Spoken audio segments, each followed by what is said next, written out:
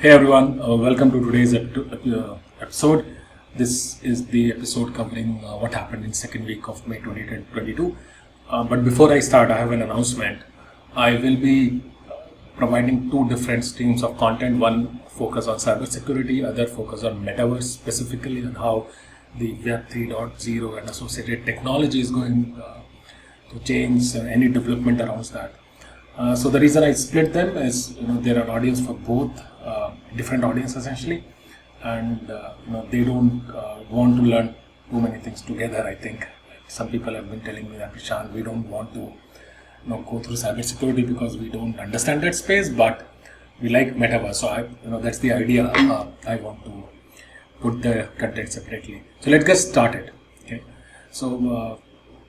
With cyber warfare, something happened for the first time in the known history of our world, which is in Costa Rica. The new president has declared a state of emergency after the Contai ransomware attack.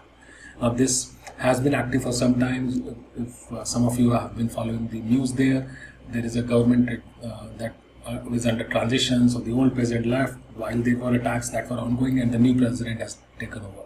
Okay.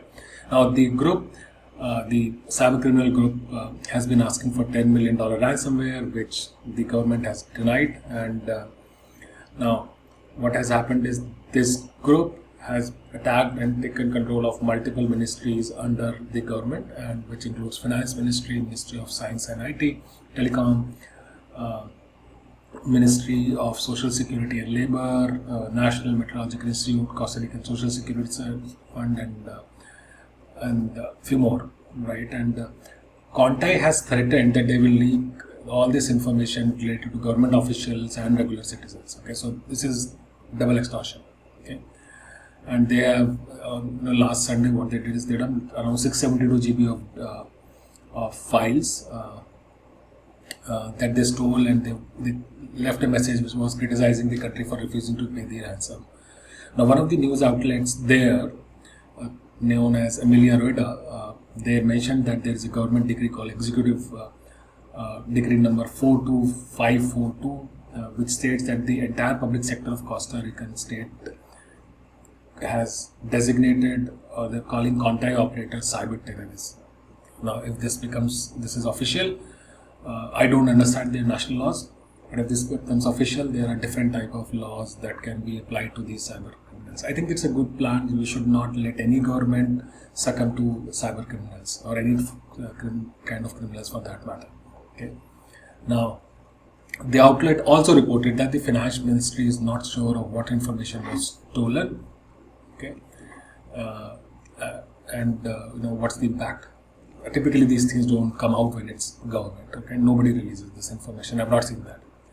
Whereas on the other hand, the US government, which is the State Department, has offered $10 million bounty on this group, and they have mentioned that Contai has been responsible for over $150 million of ransom so far, which is huge. Okay, so they have offered a reward for providing information on this, and this is not the first time they have done this. There have been arrests, there have been orders banning a lot of cyber criminals. Extradition has happened.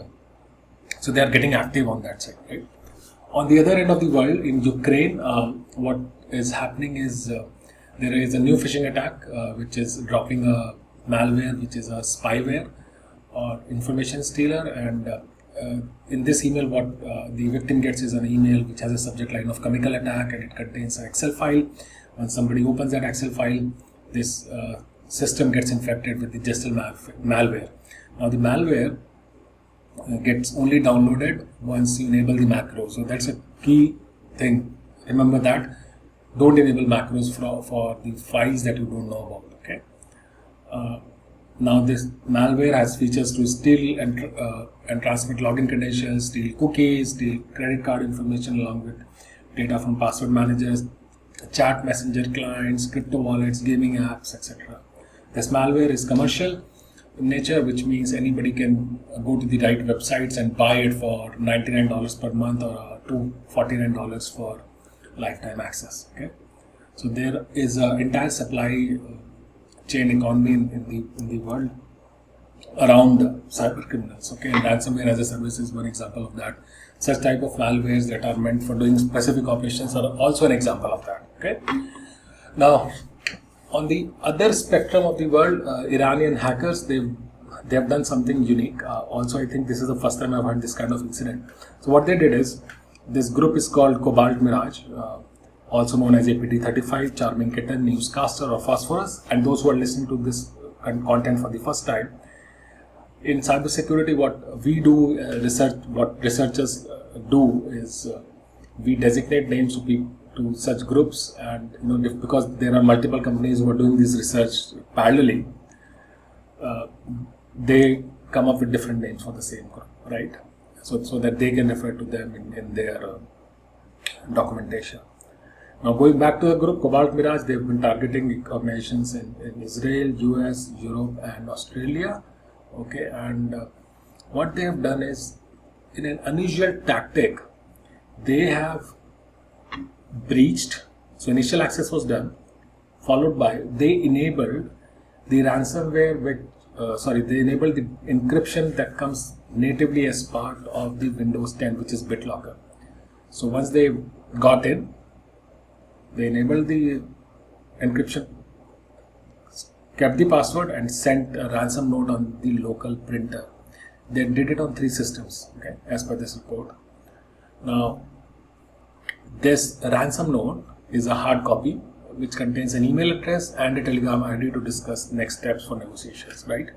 I have not seen anyone doing that. Typically, if cyber criminals or ransomware focus groups, what they do is they have their initial access plan, so which is either phishing or some other vulnerability that they would exploit. Once they are in, they will infect the system with a malware that they have either built themselves or they have purchases from a ransomware service provider, and then they make sure that the system is not usable and that warning is available only on this victim screen. Okay, all the machines where the infection is there. In this case, they have done something different. They have sent a hard copy and they have not deployed any third-party encryption capability. It is native Windows 10. Now, this is unique. I think it will change the way we are thinking as cybersecurity folks, and how do you ensure that the systems where there is a native encryption capability, but what if it is disabled by default and somebody else enables it? How do you manage about it? So what that means is there have to be certain cybersecurity best practices around how you manage your systems in the company. Okay? So think about that. Okay. In another news, Jordan's foreign ministry was targeted by a backdoor called Saitama, and Saitama is used by this group called APT34, Oil Rig, Helix, Cobalt, Gypsy, and they are an old group. They have been active since 2014, and they have a track record of striking telecom, government, defense, oil, and financial sectors in Middle East and North Africa. And they typically use phishing, sending an email. Typically would contain an attachments. In this case, this would be an Excel file, like the last example we saw earlier. And once the end user enables the macros, there is a malware that gets downloaded, and then the system adds itself, the malware adds itself to the scheduled task so that it can come back whenever the system is restarted. Okay, similar approach at a different place. Now, in South Asia, there is a group called Bitter APT who's been targeting Bangladesh. So this group, okay, has been known to target China, Pakistan, and Saudi Arabia, and it is using malwares which have different names like BitterRat, Atra Downloader, Randorat, which is a specific malware for mobile phones. They have been targeting energy, engineering, and government organizations. Okay. Now, in Bangladesh, what they have done is they have targeted high-ranking officers of the Rapid Action Battalion unit of Bangladesh Police, which is getting into the forces or the organization that protects the entire country. Okay.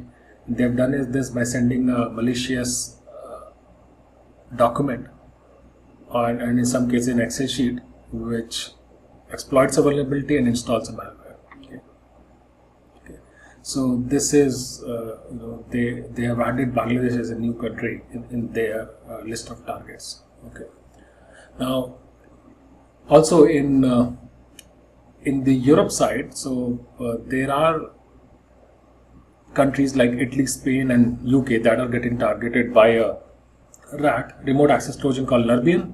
Nerbian is built in a language called Go. It's a platform agnostic language. Okay, so or operating system agnostic language, and it has this malware has multiple sophisticated features to evade in the network activity.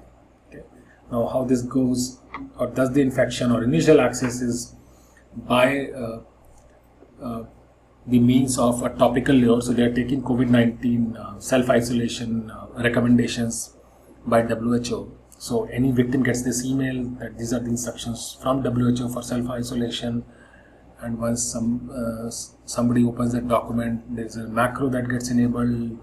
That user has to do it, and it downloads the RAT, and this RAT is equipped to capture keystrokes, screenshots, execute commands, whatever hacker is the cybercriminal is typing, and then exfiltrates data back to the master or hacker servers.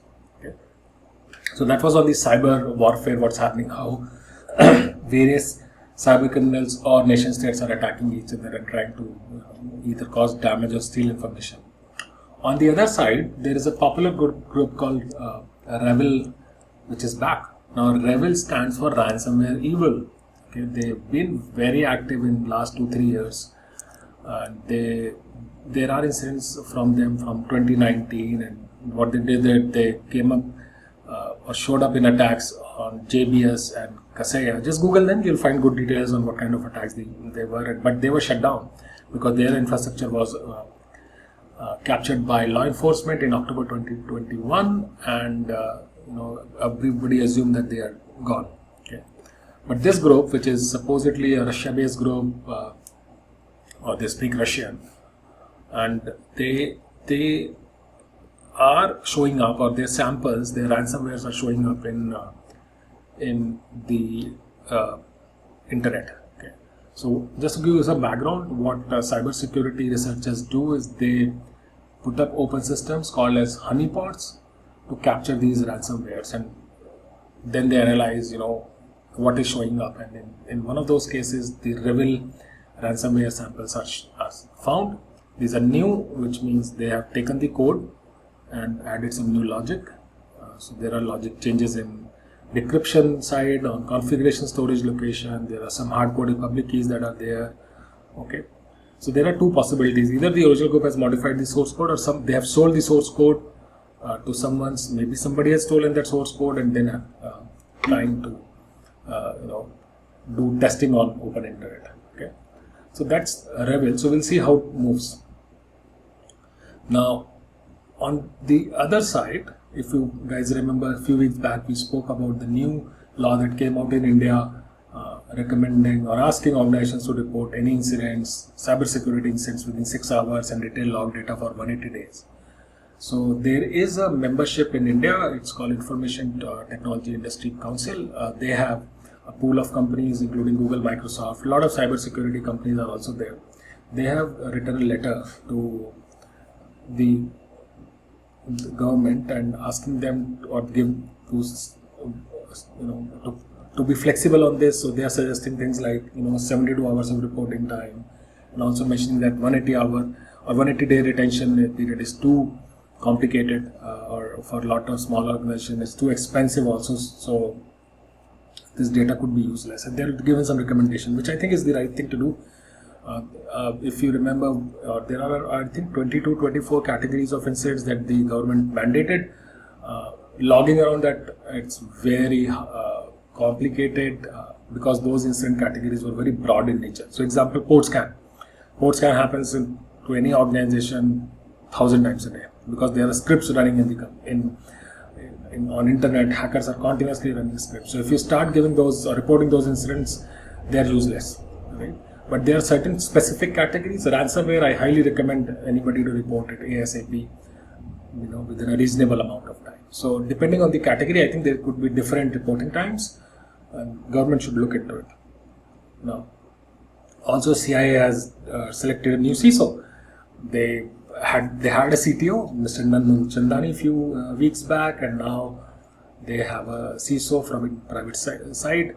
So Mr. Joseph Rich Bayek is taking up the job of CISO at CIA. He has experience of working at AIG as its global CISO, as well as Wells Fargo, and he was working at Deloitte. He's also worked in government in the past, so which is good, right? So I really like this. What's happening there is after Joe Biden has shown serious interest in the cybersecurity evolution side and focus on the critical infrastructure, government organizations are hiring people to make it better. So things where public and private organizations collaborate, that gets better. Okay. Now, also the Five Eyes Intelligence Alliance, which has some countries, including US, they have warned that the MSSPs, or managed security service providers, or managed services provider also, to be careful about increasing attacks because they manage infrastructure for a lot of smaller businesses. So there is an advisory which is recommending these kind of businesses who provide services to the customers to be careful. Now, we have seen incidents multiple times where one of the service provider was hacked, including there was an incident last month, I think, where one of the IT services provider for a company in Europe was hacked to go after the NATO based countries, right? So this is been there for years and years. I've seen those incidents multiple times. So there's nothing new, but I think it's good if MSPs tighten up their laces. Also, US has proposed a fine of $1 million on Colonial Pipeline for safety violations after cyber attack. Okay. Now, for those who don't know, Colonial Pipeline breach was an incident where a ransomware group. I want you to Google it if you can. This is some group which has been there. I've mentioned it multiple times in our podcasts. Okay, so just Google about this attack. So, in nutshell, what happened is Colonial Pipeline is a very long pipeline that supplies oil and gas to various industries in US. They were breached. They had to manually shut down the system, which led to a wider outage, impacting a lot of businesses. There was millions of dollars of losses because of this. Imagine you're not getting an oil. How can you fly an airplane, or how would the entire airline work? So that has happened in Colonial Pipeline. So now the government has proposed a fine to the agency or the organization that manages that entire pipeline. Okay, because they were able to adequately, they failed to adequately plan and prepare for manual shutdown and then to restart the entire pipeline. Okay, so with that, I'm very thankful to my sources. You help us to learn, and I'm thankful to all the listeners who are listening to the podcast. I'm on Twitter. Look at my handle on the description. If you're looking for some topics, I will be happy to take them for you. Okay. With that, thank you so much. Keep learning. I'll see you next time.